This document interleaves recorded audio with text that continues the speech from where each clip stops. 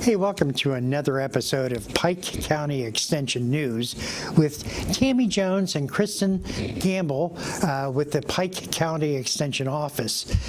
Tammy features Michelle Treber. She's also an extension educator from the PIKE County office, and they're going to be talking about the importance of food preparation on upcoming meals. So stay tuned.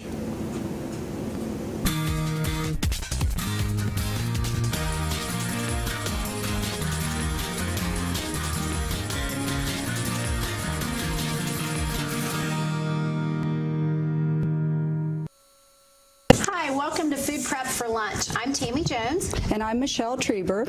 Michelle and I both work for OSU Extension. OSU Extension, if you're not aware, actually has offices in all 88 counties in the state, and we both represent two different counties. We represent Pike County and Piketon County, and we are family and consumer science educators with Extension. And we bring research-based information to the communities that we serve. We today are specifically going to work for lunch, but you will see there is connection between all meals and the next day's lunch and how that you can make that work for you. So what are some of the benefits of food prep? It does save you time, money, and can offer healthier food choices. It can create less stress for you by taking the time to prep your meals. And we're going to talk about some of those tips and things that ways to make it easier for you. You might save money because you are not going through a drive-through to pick up lunch. And like I said, it's easy once you have this food prep to pick it up and go and pack it for your lunch. So now that you've decided you are interested in prepping or expanding the prepping that you currently do, a couple of things to think about when you start out. How many days will you prepare for? Typically, I prep for lunch, so that's 5 days a week when I do my prepping, but everyone's different. Sometimes that doesn't work with every week.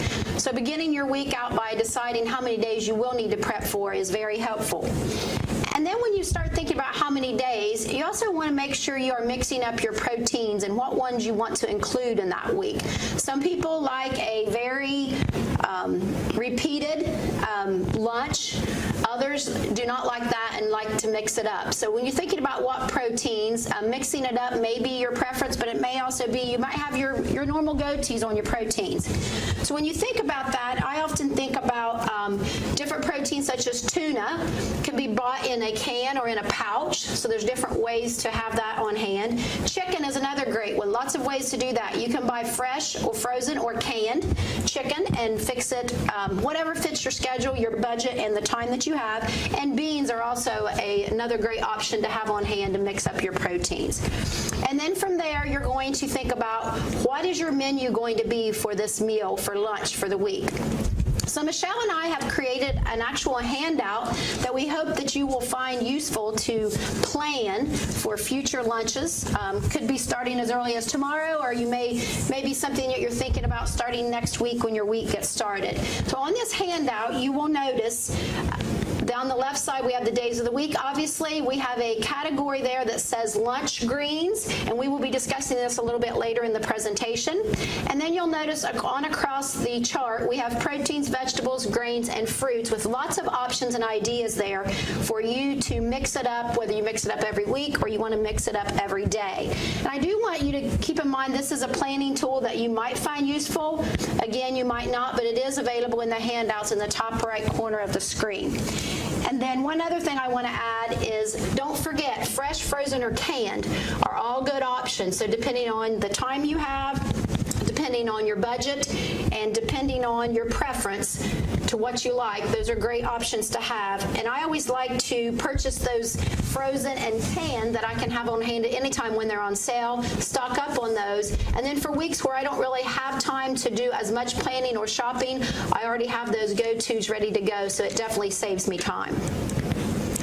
Okay, so let's talk a little bit more about this food prep. So if you use the planning tool, you can use that to make a grocery list for items that aren't in your refrigerator or pantry. So just look through, see what you have, try to use up some of the items that you have, and then you also just want to make that list so that you're at the grocery and you're able to purchase what you need.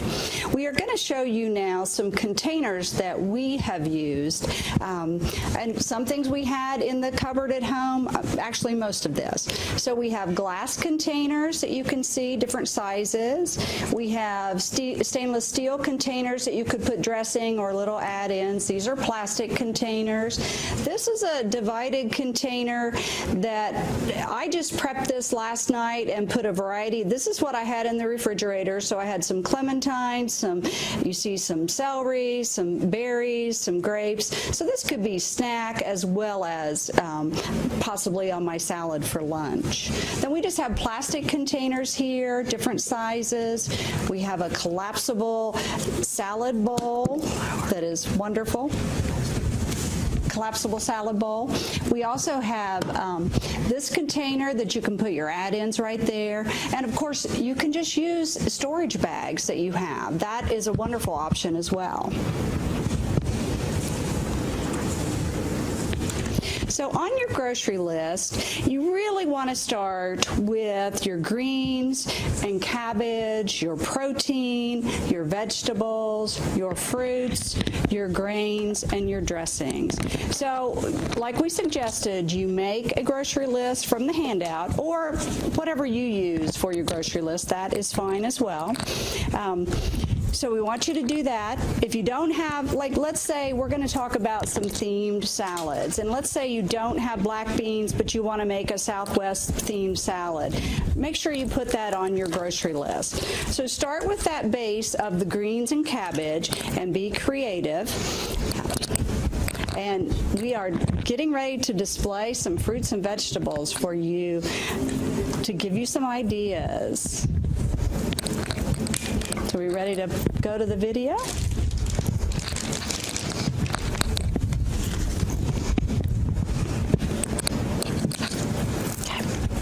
Okay, so we have a large bowl with greens and cabbage. We have a cucumber. We have different colors of peppers. We have corn, black beans. We have some, let's see, mandarin oranges. We have chicken. We have tuna. So we have packages. We have some grilled chicken, diced grilled chicken. We have some carrots. So all kinds of things that you can use. You might have these in your pantry, or you can purchase those at the grocery store. So for your grains, we don't have a display for grains, but you might think about quinoa, pita chips, brown rice, crackers, croutons. Okay, next we're going to talk about comparing the cost of your lunch greens. So everyone has a preference of what they like or maybe dislike. So we just want to give you some different options. When we talk about your greens base, we want to allow you to choose what it is you like, but knowing that all of the options that you have. So you have your bagged iceberg lettuce blends that you often find in the produce section. In addition, you have your mixed greens that often come in a box or bag. You also could purchase things such as a head of iceberg lettuce and do the chopping and cutting yourself, as well as the loose leaf greens that are available in the fresh produce section. And then one thing that I really like to do, whatever green or base I start with, I like to add in a package of the coleslaw, which is a cabbage mix with carrots. So in addition to the greens, I've got another little bit of crunch, some different vegetables mixed in there, and really the chopping and cutting part is already done for you there. So it's a very inexpensive way to get a week's worth of lunch out of that salad. And I say inexpensive, we're talking less than $2 for that bag of the cabbage and the carrots to mix in. And there's no time involved because it's already cut and ready for you to go. So it's a great way to work within your budget, use the greens that you enjoy, and save time. Okay, Okay, so let's do a little comparison about the nutrition values of these lunch greens. So let's think about, you can always, we encourage you to read your nutrition labels. The darker the vegetable, the more vitamins and nutrients in it. So if you're looking at, let's say that you really like an iceberg blend, and that's okay, that's fine to do. You might try mixing that half iceberg with half dark green leafy vegetables. You might look at spring mix, and there may be certain lettuces or mixes that you don't like. You'll figure that out once you try and expand on some of those. But generally, the darker the leafy greens, the more vitamins A, vitamin C, vitamin K, iron, calcium, magnesium, and potassium that you'll find in those. So think about the deeper, richer colors providing you with more nutrients. And it looks like we have kale in the one picture there. That's a nice addition, that red cabbage. I really try to eat a whole variety of colors in the foods that I eat, and I think that is very helpful.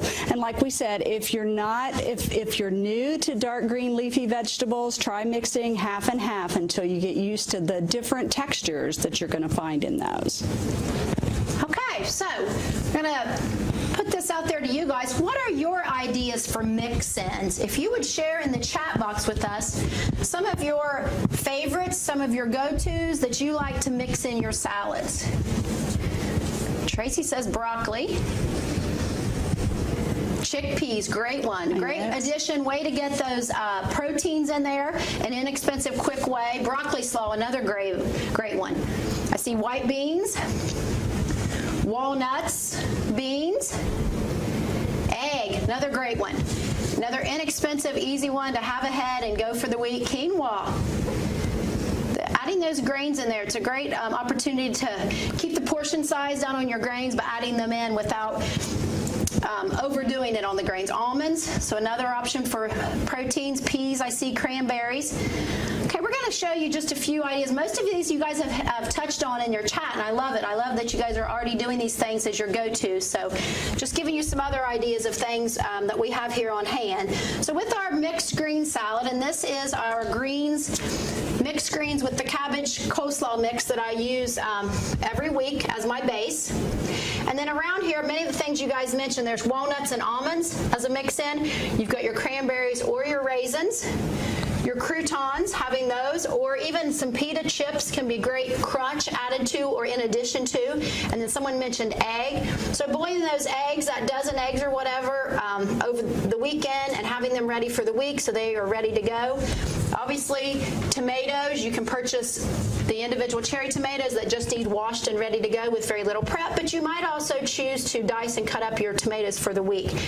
Fruit is another great option to either add as a side or to mix in, like Michelle had showed earlier, with the berries and different things cut up to go in with their fruit, with her salad. And then one last thing I want to mention is, again, having these things on hand, buying them when they're on sale. So the canned chicken is a great option to have that all year round, all the time. And then there are many different brands and products out there of chicken, whether it be the chicken strips, the chicken breast, or even these diced pieces. Pop them in their microwave, add them to your salad so there's a little warm with your cold chilled salad, and it's a great way to enjoy your lunch. Okay, so we're going to share some beautiful pictures of some themed salad ideas. So we have a Southwest salad, and you'll see some black beans, I'm sure there's cilantro there, there's avocado, tortillas, some spices, some salsa. You could use that salsa as your dressing.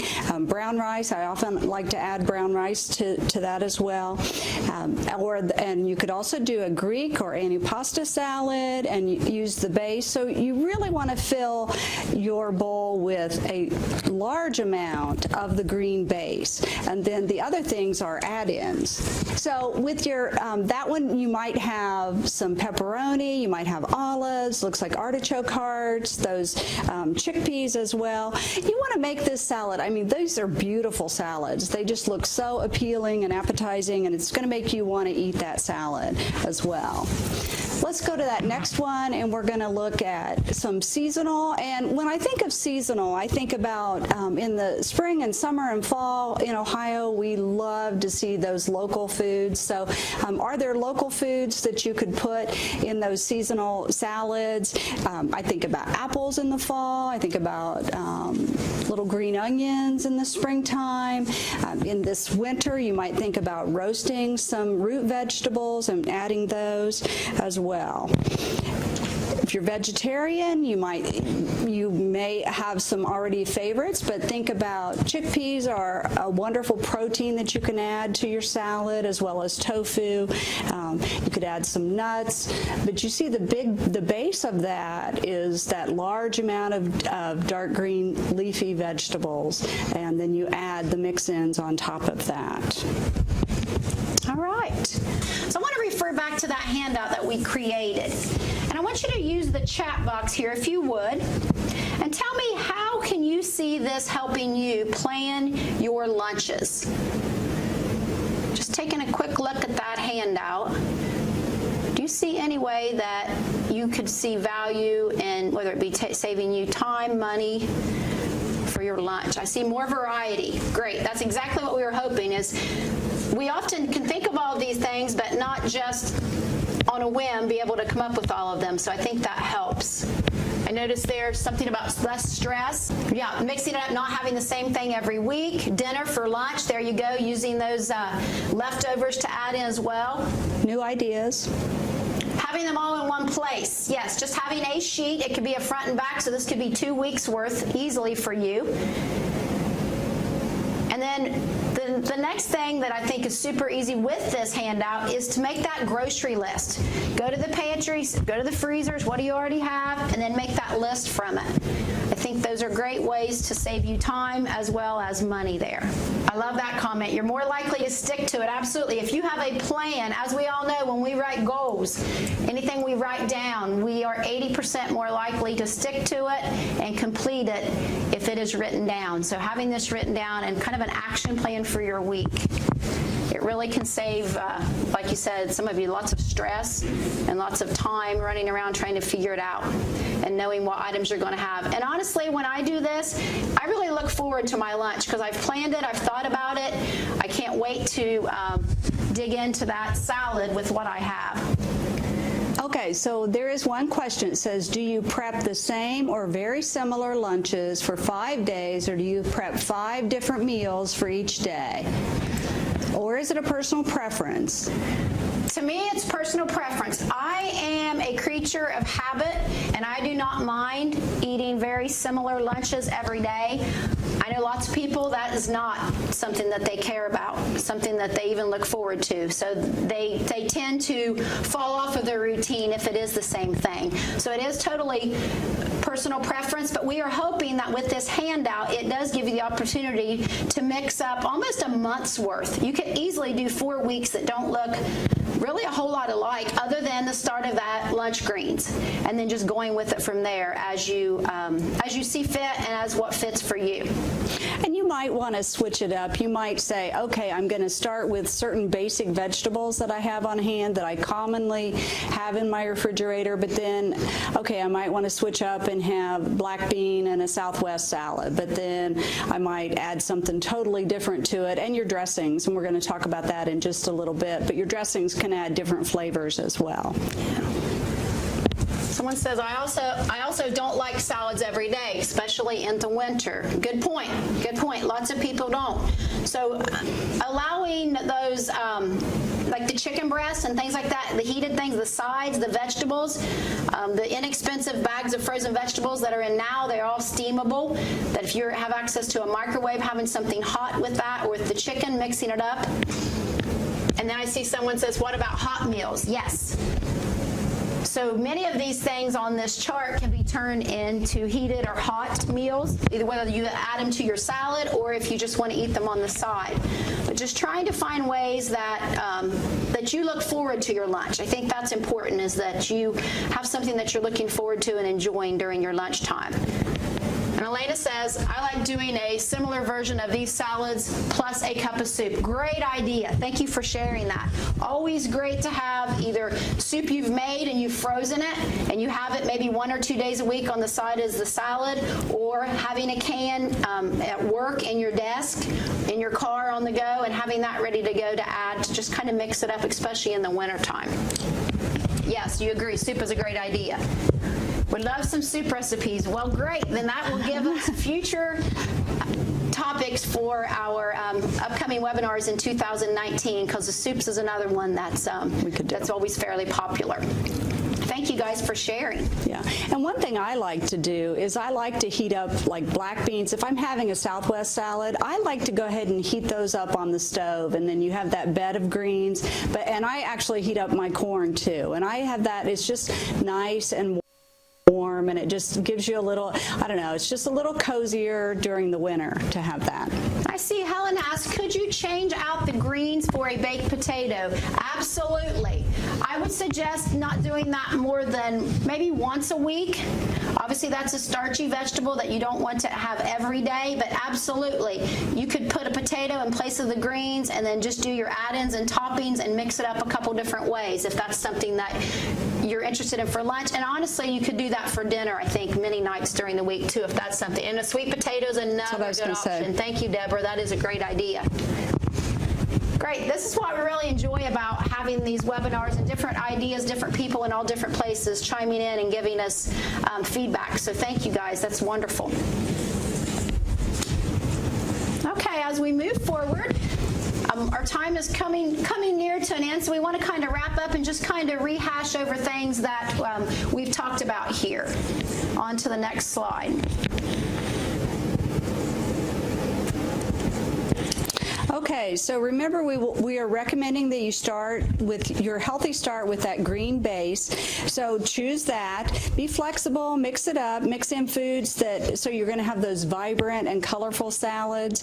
Mix it up so you don't get bored, and some of you mentioned that. You do get bored if you'd have the same thing time and time again. So a couple other things to remember. Your mix-in choices determine how healthy your lunch turns out to be.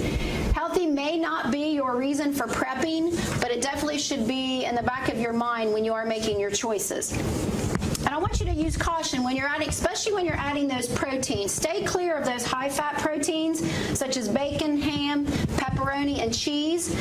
Those are all right for occasional mix-ins, but I would not suggest that they become a regular, everyday mix-in.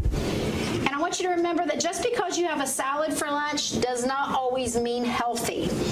And the proteins are one way that can quickly become unhealthy. The grains can add to that. But the dressing is really the big thing that I would caution you on. Steer clear of mixing your dressing on your salad prior to eating. That keeps your greens crisp and fresh and very attractive when you sit down with that lunch. But having that dressing on the side allows you to add and portion out the amount that you think you want and you need, rather than having it saturated in it. But also having those dressings, not just the recipes Michelle shared, but when you're reading the nutrition label on those dressings, be careful, because a salad can really add up the calories and the sodium just by adding the dressing to it, where really there's not much in the salad itself. So just caution whenever you are adding those dressings to that. Okay, so we encourage you to work on your colorful creations with your salads, and you can see some of the pictures are just lovely in terms of what you can do. Use those leftovers, make it appealing, make it something that you would like to do, that you look forward to eating and enjoy that. We do have a suggestion that you don't combine any items any earlier than the night before or the morning of. So you really don't want to mix all that together. Let's say you're prepping on the weekend. You don't want to mix all that together until the night before or the morning of. You're going to pull out that for your lunch. So we want to caution you for that. It just will be a little bit better. You're going to like the quality a little better. And one tip that I would recommend, if you are not usually eating the mixed greens, I know Michelle mentioned earlier about maybe mixing that up and trying the spinach and the kale and the arugula, some of the darker greens in with your iceberg or or your butter lettuce mix that you typically use. But one thing that I think is really a factor in getting the bang for your buck, if you will, on your lettuce and getting it to last all week is removing it from that bag or that container that you purchased it in and putting it in a sealed storage container that you currently have at home, whether it be glass or plastic. But I find that on Sunday, when I mix my greens for the week, I'm often into the next week, a full week, and into the next weekend and week, still able to eat those greens that are still very rich in color, very crisp, very fresh. But I know that many people often leave them in the bag or the box and then find 2 to 3 days later that they're having to throw it out. So I really think the key is removing it from that container you purchase it in, if you're buying the pre-packaged, and getting it into something that you can seal tight and keep fresh. Even if you're in and out of it every day, I find that it really holds well for a week. And I see someone says, my greens never stay that long. Spinach does last longer than the mixed greens. But I don't know if you are currently putting it into another container, but that I would really recommend that if you're not doing that. I have a really large sealed plastic bowl that I put mine in every week, and it's oftentimes 7, 8, 9 days and I'm still able to eat greens out of that large salad mix. So something to suggest to try if you aren't currently doing that. Does anybody have any questions? If so, please put those in the chat box and we will address those. Okay, so she says he or she usually leaves it in that plastic container. So I hope that works for you, because I probably can't count on one hand in a year's time that I've had to throw greens out because they did not last that long. And I really do think that's the key, or I've found that works for me. So you actually take it out if it comes in a box? Yeah, I usually buy the plastic container of the mixed greens, the 50-50, the spring mix. If you're heating up the greens, should you use more? A lot of the darker greens are good cooked as well. Absolutely. And yes, you need to use more. I know anytime that I add spinach or kale to a cooked recipe, it can be piled up, and in the end, you hardly have anything. So yes, you're going to use more, and you're going to want more. Especially the larger leaf larger leaf spinach versus the baby when you are cooking, I think is a much better option for that when you're looking to get more out of what you're purchasing. So just a couple things. We do suggest not combining, like Michelle said, your mixed up items earlier than either prior to eating or the morning of. It just makes for a fresher, crisper lunch. And again, we hope that our presentation here today has provided you with some new ideas and is helpful. And we look forward to hearing from you. If you have questions or comments later of something you've tried or used, here are our email addresses. Again, I'm in Pike County and Michelle is in Pickaway County, and we are with OSU Extension. Thanks. Thank you.